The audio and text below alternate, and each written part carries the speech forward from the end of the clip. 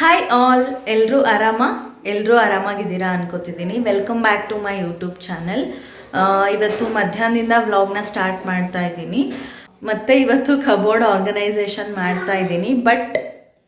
ಬಟ್ಟೆ ಅಲ್ಲ, ಇದು ಇನ್ನೊಂದು ರೂಮಲ್ಲಿ ಕಬೋರ್ಡ್ಸ್ ಇದೆ ಅಂತ ಹೇಳಿದ್ನಲ್ಲ, ಸೊ ಆ 2 ಕಬೋರ್ಡ್ಸ್ ಇದರಲ್ಲಿ ಬಟ್ಟೆ ಇಲ್ಲ.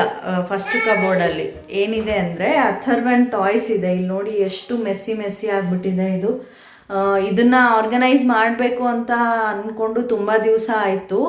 ಒಂದು ನಿಧಾನಕ್ಕೆ ಟಾಯ್ಸ್ ಆ್ಯಡ್ ಆಗ್ತಾ ಹೋಯಿತು. ಸ್ಟಾರ್ಟಿಂಗಲ್ಲಿ ನೀಟಾಗಿ ಆರ್ಗನೈಸ್ಡ್ ಆಗಿ ಇತ್ತು.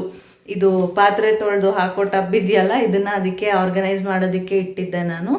ಇದರಲ್ಲಿ ಒಂದು ಅರ್ಧದಷ್ಟಿತ್ತು, ಹಾಗಾಗಿ ನೀಟಾಗಿ ಕಾಣಿಸ್ತಿತ್ತು. ಬಟ್ ಇವಾಗ ನೋಡಿ ಅದು ತುಂಬಿ ಈ ಶೆಲ್ಫ್ ಎಲ್ಲ ತುಂಬಿಬಿಟ್ಟಿದೆ. ಅಷ್ಟೊಂದು ಟಾಯ್ಸ್ ಇದೆ ಇವಾಗ. ಸೊ ತುಂಬ ಮೆಸ್ಸಿ ಅನ್ನಿಸ್ತಿದೆ. ಇದನ್ನು ಆರ್ಗನೈಸ್ ಮಾಡಬೇಕು ಅಂತ ಅಂದ್ಕೊಂಡು ನನಗೆ ಟೈಮ್ ಆಗಿರಲಿಲ್ಲ.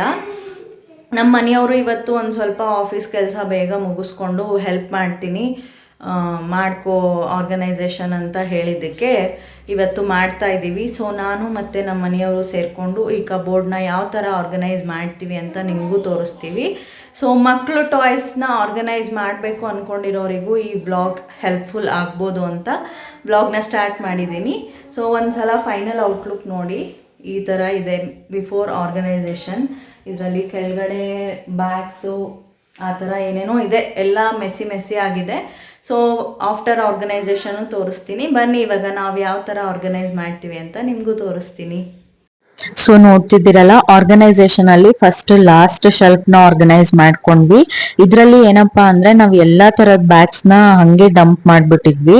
ಅದು ಫುಲ್ ಮೆಸ್ಸಿ ಆಗ್ಬಿಟ್ಟಿತ್ತು. ಸೊ 2 ವಿಮಲ್ ಬ್ಯಾಗ್ ಯೂಸ್ ಮಾಡ್ಕೊಂಡು ಚಿಕ್ಕದು ದೊಡ್ಡದು ಸಪರೇಟ್ ಮಾಡಿ ಅದನ್ನ ಮೇಲ್ಗಡೆ ಶೆಲ್ಫ್ ಗೆ ಶಿಫ್ಟ್ ಮಾಡ್ಬಿಟ್ವಿ.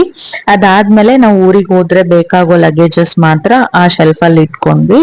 ಇನ್ನು ಮೇಲ್ಗಡೆ ಒಂದ್ ಶೆಲ್ಫ್ ಕಾಣ್ತಿದ್ಯಲ್ಲ, ಅದು ಅಥರ್ವನ್ ಸಾಫ್ಟ್ ಟಾಯ್ಸ್ ಆರ್ಗನೈಸ್ ಮಾಡೋಣ ಅಂತ ಅದೇ ತರ ಬಿಟ್ಟಿದೀವಿ. ಇನ್ನು ಅಥರ್ವನ್ ಟಾಯ್ಸ್ ನ ಯಾವ ತರ ಆರ್ಗನೈಸ್ ಮಾಡಿದೀನಿ ಅಂದ್ರೆ ಸಪರೇಟ್ ಆಗಿ, ಅಂದ್ರೆ ಲರ್ನಿಂಗ್ ಟಾಯ್ಸ್ ಒಂದ್ ಸೆಕ್ಷನ್, ಅದಾದ್ಮೇಲೆ ವೀಲ್ಸ್ ಇರೋದು ವೆಹಿಕಲ್ಸ್ ಎಲ್ಲ ಒಂದ್ ಸೆಕ್ಷನ್, ನೆಕ್ಸ್ಟ್ ಇದೆಲ್ಲ ಅನಿಮಲ್ಸ್, ಇದಾದ್ಮೇಲೆ ಯಾವ್ದಕ್ಕೂ ಸಂಬಂಧಪಟ್ಟದೆ ಇರೋದೆಲ್ಲ ಒಂದ್ರಲ್ಲಿ ಆರ್ಗನೈಸ್ ಮಾಡಿದ್ವಿ.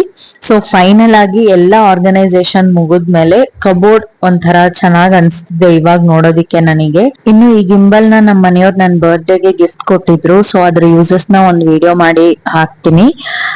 ಅಂಡ್ ನೆಕ್ಸ್ಟ್ ಕಬೋರ್ಡ್ ಅಲ್ಲಿ ಹಾಸಿಗೆ ಒಂದಷ್ಟು ಬಟ್ಟೆ ಎಲ್ಲ ಇತ್ತು, ಅದನ್ನು ನೀಟಾಗಿ ಆರ್ಗನೈಸ್ ಮಾಡ್ಕೊಂಡಿದೀನಿ. ಆಲ್ರೆಡಿ ಫುಲ್ ಬ್ಲಾಗ್ ನ ನಾನು ಯೂಟ್ಯೂಬ್ ಚಾನಲ್ ಅಪ್ಲೋಡ್ ಮಾಡಿದೀನಿ, ನೋಡ್ಕೊಂಡ್ ಬನ್ನಿ.